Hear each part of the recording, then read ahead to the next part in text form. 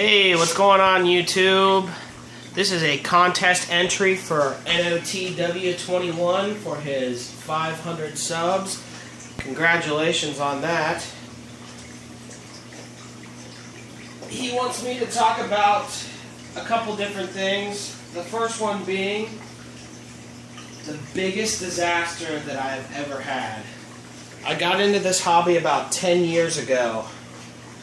And I started off with a 46-gallon bow front aquarium. I had a really good job at the time, and I had dumped everything that I could into it in terms of corals. But because I had just started and was really excited, I did everything way too quick and moved way too fast. And if I have a piece of advice for anybody in the hobby, especially anybody new to the hobby, is slow down. Nothing good happens fast, and as I'm about to tell you, everything bad happens really fast. Back to my story. I had a 46-gallon bow front, and it was an all-in-one tank, meaning that there was no sump. I had a power filter on it with a tiny little nano protein skimmer with an air stone.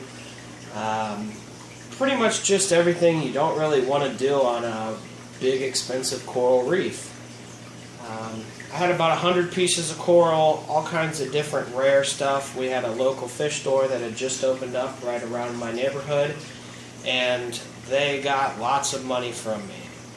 So I had kind of taken the approach that as long as everything looks good, never do any water changes or anything like that. And I went on for about a year like that. Well, it started to not look as good, and I figured that I should do a water change.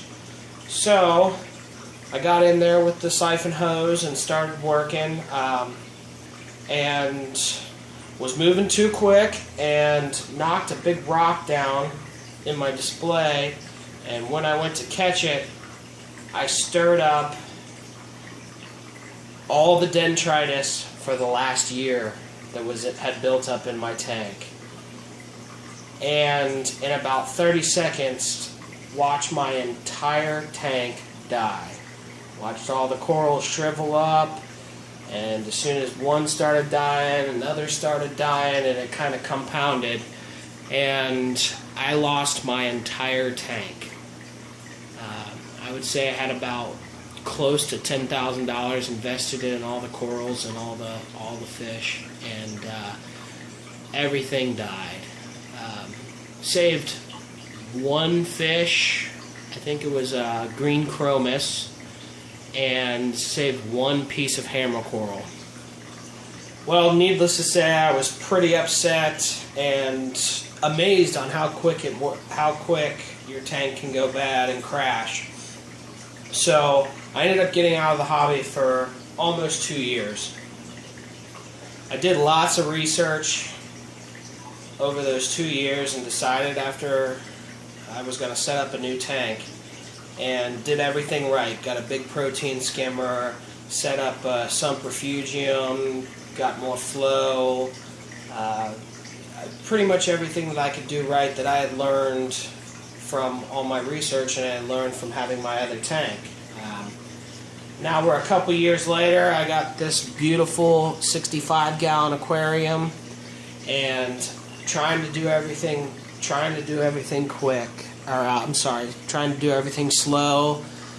Slowly add livestock, keep up with my husbandry and all my maintenance. I'm running bio pellets, GFO, carbon. I have a 300-gallon protein skimmer, LED full spectrum lights, and I'm so pleased that even though it took losing an entire tank to learn, I finally did learn. So that was a really negative experience that I had, and it took me a while to get over it. But what helped me get through it was learning what not to do. I tell lots of people I've learned every way not to keep a saltwater reef tank. To answer one of the other questions, and how would I encourage others to work through their problems and move on?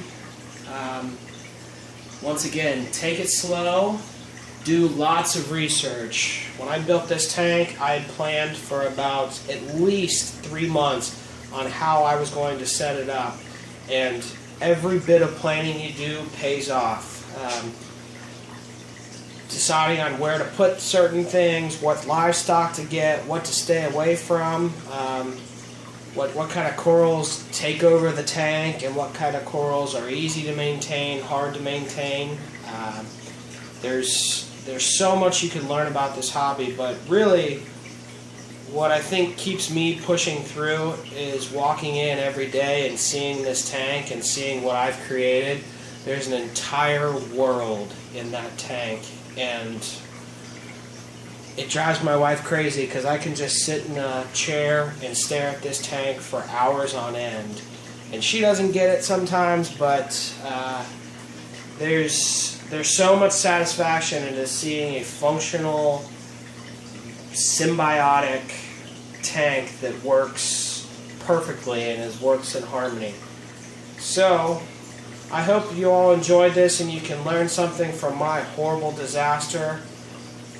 Once again, take things slow, because everything that happens that's good happens slowly, and everything that happens bad happens way too fast.